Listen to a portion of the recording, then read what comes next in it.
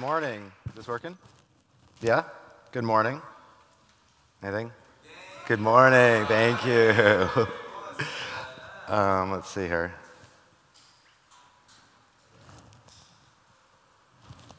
So as Geraldine said, I started like 12 years ago working in humanitarian post-disaster work.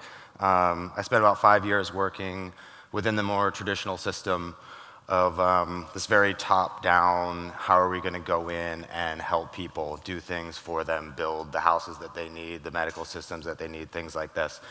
And after 5 years of doing that, I got pretty jaded with the way the current system works. A lot of people say now, like, oh, wow, you're innovating within the humanitarian system, which seems really big, but if you really step back and look at the humanitarian system, it's actually quite an archaic system.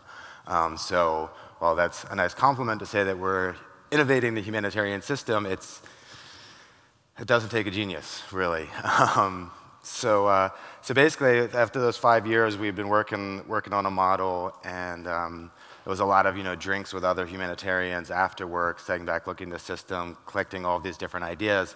And then the earthquake in Haiti happened, and we said, okay, if there was a time to try some of these new ways of doing things, this was the time. Haiti's notoriously known as one of the most difficult countries in the world to operate without a disaster, and then there was a disaster. So we started this little group called Communautaire. Stands for, it's not French, sounds like it, but has a lot to do with community. Stands for Communities United in Response, Relief, and Renewal. And it was just very inspired by what I saw a lot of times from within the local communities and how they responded to a disaster and how they really came together, put things aside, economic backgrounds, religious backgrounds, political views, things like this, put all this stuff aside and started to really work together.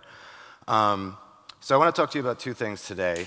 One is about a lot of these technologies that we're seeing out in the maker space, in the maker movement, this additive manufacturing, CNC, things like that, and give you some really solid examples of how we are using them in the field. But the first thing that I want to talk about is this difference between a participant and a beneficiary. The humanitarian system very much so looks at the people affected by a disaster as beneficiaries. How are they going to go in and help them? How are they going to benefit from their organization? Things like this. And then you have a participant, which is very much so, if you look at the maker movement, it's a very do-it-yourself. People are doing things for themselves. There's a lot more pride and dignity in doing something for yourself, and it's something that had always bothered me within the humanitarian work that we were doing, is how can you do something for someone without requiring some sort of exchange in dignity during that process.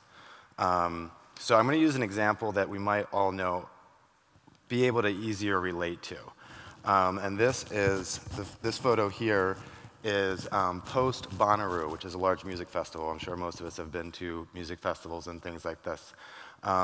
This is post Bonnaroo, and this is how it's left. This is what I would equate to being the beneficiaries when people come in, do large-scale production in order for the people going to the show, essentially the beneficiaries. This one over here is this other little festival called Burning Man, which I've been a part of for a lot of years. This is a festival that's put on by the participants. Burning Man provides very little, provides a stage and a platform and the means for people to create their own event. And this is how it's left. This is how it's left after Bonnaroo.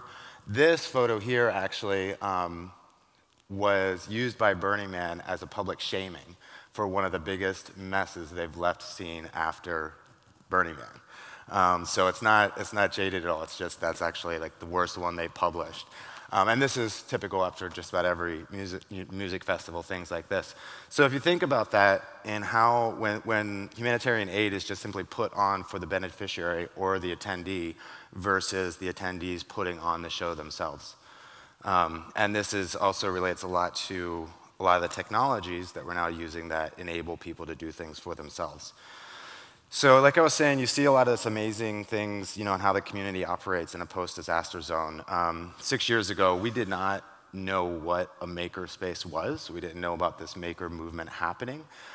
This was a lot of years coming completely from the opposite side of the humanitarian sector to where we developed this model and launched it in Haiti.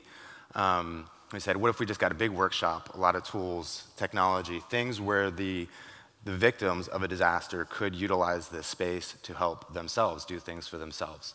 Well, about a year into it, we had a fire in our workshop there. We had a large workshop, tool lending library, things like this.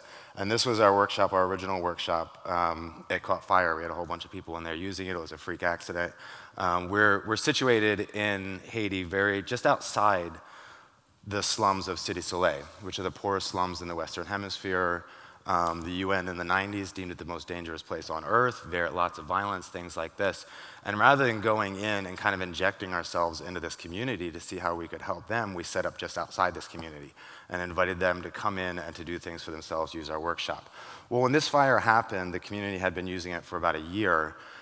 That community, in Haitian Creole, there's a word called combi, and it's a very, very old, like you guys were talking about, it's a very, very old principle of people coming together and harvesting each other's crops. It comes from the peasant movement. And so these slums of Cité Soleil actually called a combi. It's the first time anybody had ever heard of Haitians calling a combi for an international organization. They were invested in this space. This was something that they could use. So they came in and rebuilt it. And I'm going to show you our new workshop here via one of these cool technologies you may have seen outside called virtual reality. So here's our new workshop. This is used by, let's see, in this whole center, this is kind of the maker space. We have another 3D printing, computer lab, things like that, where some of the techier stuff happens. This has been used by hundreds of different organizations. In Haiti alone, we call the overall space a resource center, so it's a maker space, co-working space, a lot of these buzzwords that we're using today, but still shared space full of resources, a resource center. So the virtual reality, we've started to do a bit of this to give people context. I know UNHCR is using virtual reality in Syrian refugee camps in order to build empathy and have people understand what's going on. We use it for a lot of different reasons. Here's our workshop. Like I said, last year alone, we had 185 different organizations come and use this space, and we really focus a lot on that cross-cultural communication and collaboration. So we had about 60% Haitian groups using this space and about 40% international groups. So with this also, we have tons of different groups that want to come in with their new technology, new ideas. We encourage them to incubate it in a space that isn't directly in the community first, but it's just outside the community, but has a lot of that community feedback. You know, this is great when, like, I can send this to groups that are coming in. They're being like, okay, well, what kind of tools, what kind of workshop are we working with?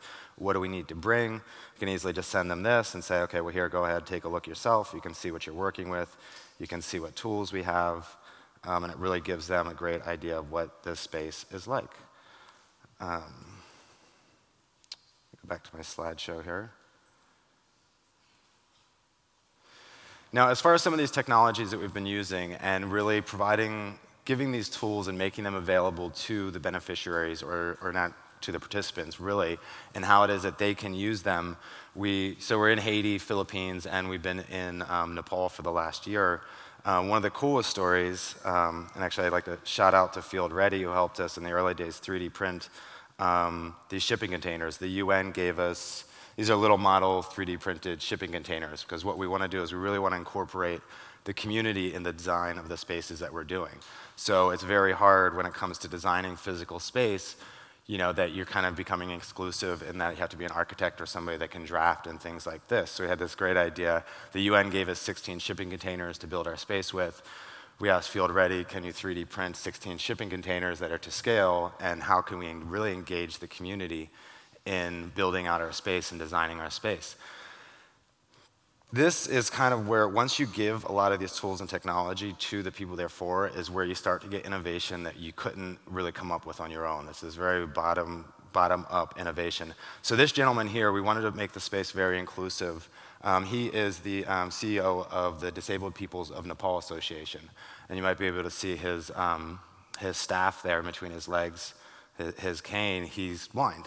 And so he had kind of heard about this 3D printing, but had never really understood it. And we invited them over, people, you know, with wheelchair, blind, people with all sorts of different disabilities, to give us feedback on what this design of the center, ultimately what would be their center, would look like.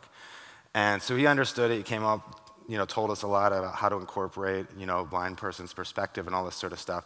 But then he realized, in understanding what this 3D printing was capable of doing, and he asked us a simple question. He's like, wait a minute, can you guys, once you guys are done building this space, can you scan it and can you 3D print a tactile map of the entire space with Braille so that any blind person can come in and navigate it and understand it? And we're like, that's absolutely brilliant. I've never seen that. That's something that we would have never, our technicians or 3D printers, people would have never really come up with.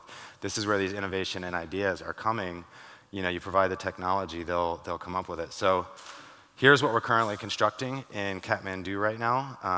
It's a makerspace, co-working space, workshop, tool lending library. This has been a very collaborative design. Something we really like creating the spaces so as soon as you step into them, you're automatically thinking outside the box. Some other examples of 3D printing are, there's tons. I'm just giving you guys a handful of different technologies and some solid examples.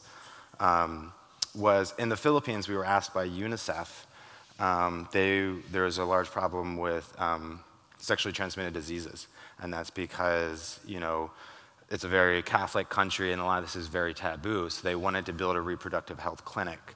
But how do you build a reproductive health clinic and make that appealing and actually used by a lot of these street kids and homeless kids that are in the street and things like this? So we worked with the community, we worked with over 100 different street youth and the city and a bunch of different organizations, the World Health Organization, and did a very collaborative design of what is now the Tacloban City Youth Center. And this is kind of cool. This is a shipping container, reproductive health clinic, skate park, adolescent training, and a basketball court, all into one. So you don't have this kind of sterile reproductive health clinic all by itself. You've got this community engaged.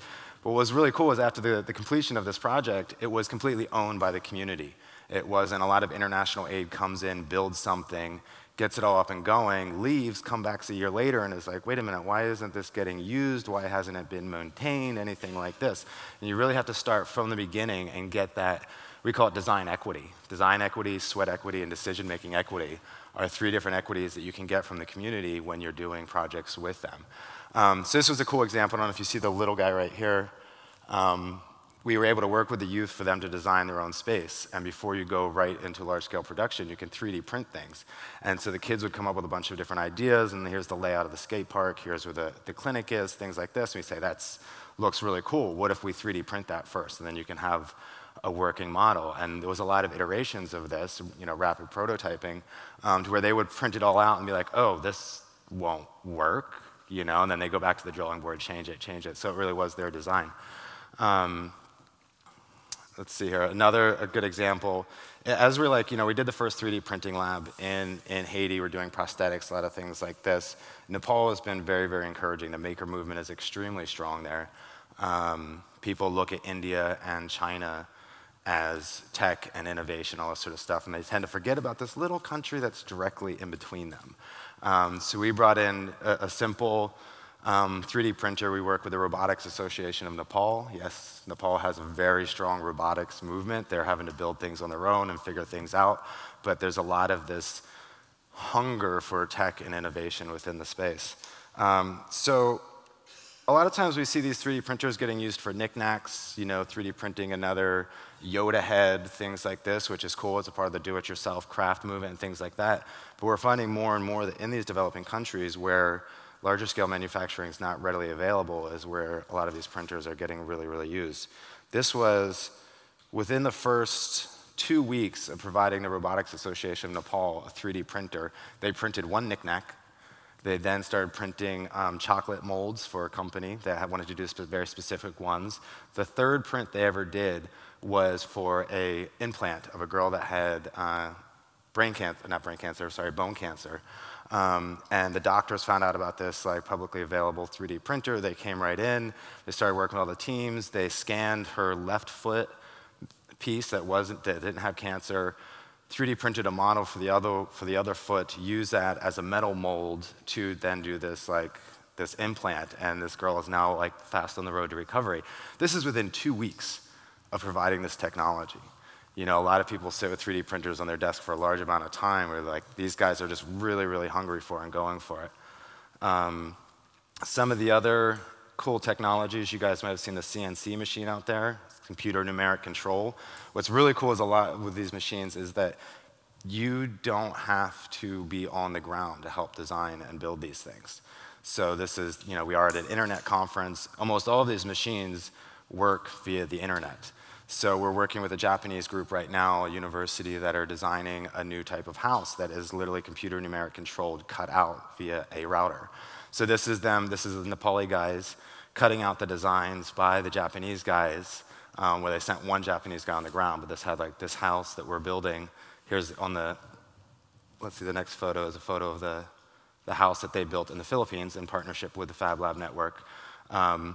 It's just cool that we're like these different technologies can not always work. Internet. Oh.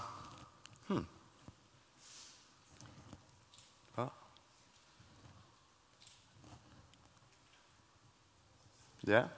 Anyway, this is kind of the new, the old system is where people have to go be on the ground for 6 months of the time, get local context, things like this. Hey, there we go. But now we're growing out of that to where designers, technology. Cables, plugs, all this stuff. Let's see here.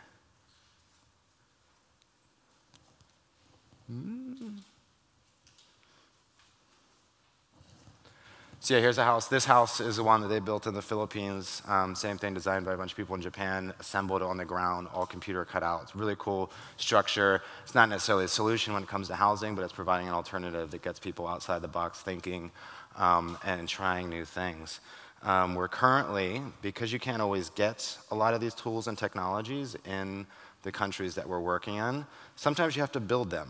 And so this is what we're currently constructing in Nepal right now. It's in a plasma cutting CNC machine. So rather than cutting out wood, it'll cut out metal. And you can't, there isn't one in Nepal. You can't go down to your shop and buy it.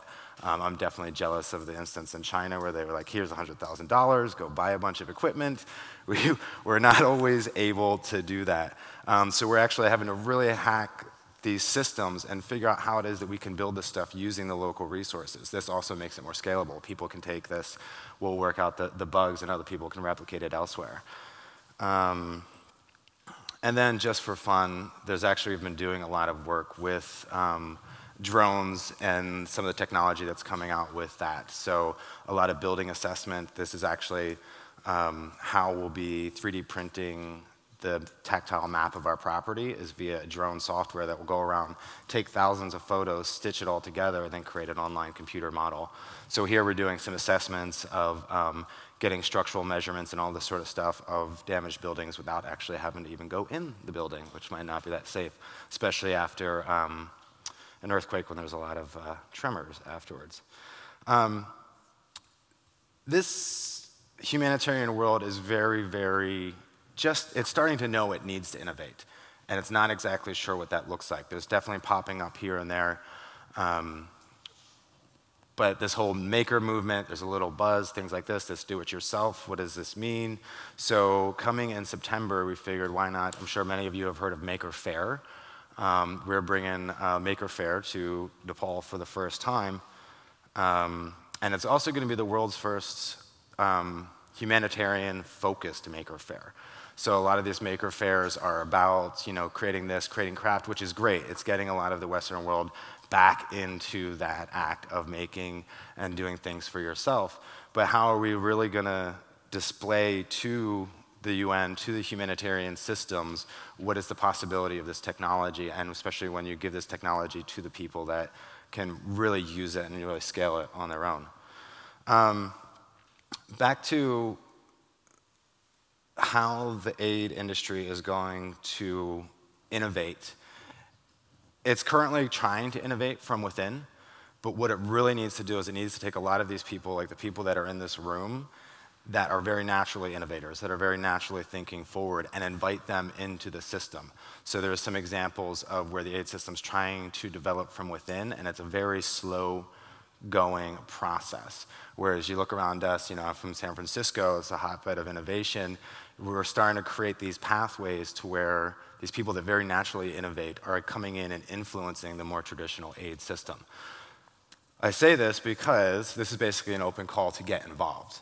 There are a lot of people in this room, there's a lot of different ways to get involved, whether it's, you know, online design, where you're emailing one of our machines that are building something.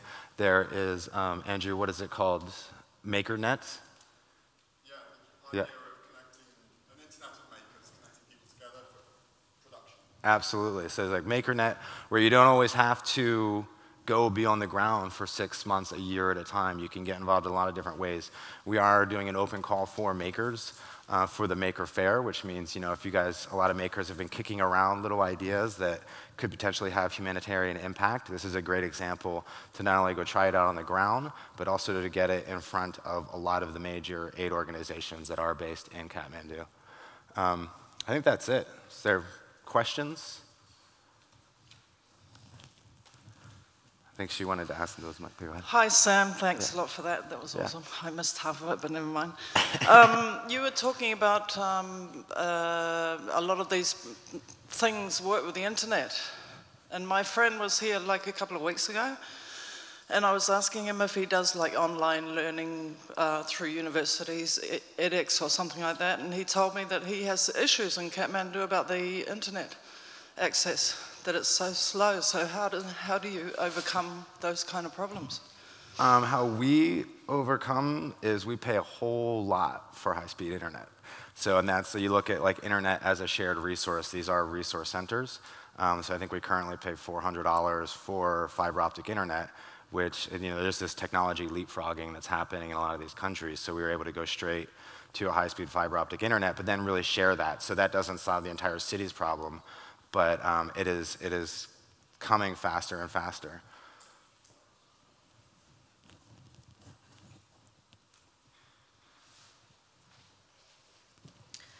You said before that you were provided with some sort of technological devices or stuff that you can use by the UN. What do you think that organizations like the UN or the EU could do to help you innovate the humanitarian aid system? Like in terms of what they should do more, what they should stop doing, what they should improve to help you? I mean, I think it's on the way. There is the World Humanitarian Summit in a couple weeks in Istanbul that is going to be looking at a lot of these different things. So I think it is showing the support from communities like this and not having to have them stumble and discover it on themselves. Like, this is kind of like part of the Maker Fair too, is like getting it right out as if it's like window shopping for them in some ways. They have to, you know, that's the way they can adapt is they have to know first what's going on. So we're kind of trying to do a lot of that proof of concept. Proof of concept is always really good. Large humanitarian systems and governments can't have a really hard time innovating because they have no room for failure. So smaller, more nimble groups, we call our spaces spaces of safe failure. So prototyping and getting these ideas and designs out so they can be adapted by larger organizations is a really good way.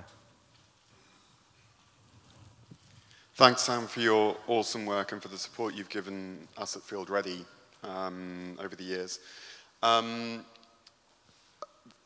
The humanitarian system, which you're critiquing with this, I would agree with your analysis, it's very top-down, I see it every day, has probably spent about $250 million on trialing humanitarian innovation. And as you've indicated, there are various degrees of success for that. The humanitarian response in Nepal was about, the pledged amount was about $4 billion US, although there's different amounts quoted. I'm just wondering, kind of, would the character of what you're doing at Humanitaire change substantially if you had access, maybe not to $250 million US, but maybe a couple of million of US dollars to really support what you're doing? Or would the character of what you're doing change? Like, if we got this, if we were able to mobilize aid money or development money to support the Maker movement in Nepal and to try and build that bottom-up approach, do you think that would change what you're doing, or do you think it would actually only enhance what you're doing? It's a really, really good question. I've been a part and I've seen a lot of smaller innovative nonprofits start and get large funding a little bit too early. It's like, you know, giving an 18-year-old a Ferrari and $1 million and being like, all right, what's gonna happen if you do this? So we're just now starting to apply, what's that? Yeah, exactly. We're just now starting to apply for institutional funding. This is 6 years on. We really feel like our identity has become strong enough as an organization so that where we can start to take on this funding. A lot of groups, it's called being funder driven. And before you know it, the big risk in that is you're constantly looking back at where the money's coming from instead of what the need is in front of you. And so that is a very serious concern, and it's why we've taken 6 years doing this very painstakingly and have adopted much more of a business model. I've also seen a lot of organizations get $500,000, $1 million, and then 2 years later they're like, okay, well, we're out of money, an amazing program stops. So that's becoming very, if you ask me, the philanthropic dollar is the least sustainable thing on earth. So you have to be really careful in how it is that you do scale and really do your due diligence. So that brings up a model. A lot of people ask, like, how have we been able to do this without large institutional funding? And it comes back to that dignity part too. When people can pay a little bit of a something for a service or a product, there's a lot more dignity in that. They're not just getting a handout. And so we have a very sliding scale business model to where, you know, the UNICEF did pay us well in order to do the youth center in Tacloban, but that gets turned right around and allows the guy that wants to come in and build bunk beds for his kids to do it for next to nothing. We still always charge a little bit of something so that there's that value within the space. Take one very last question. Yes.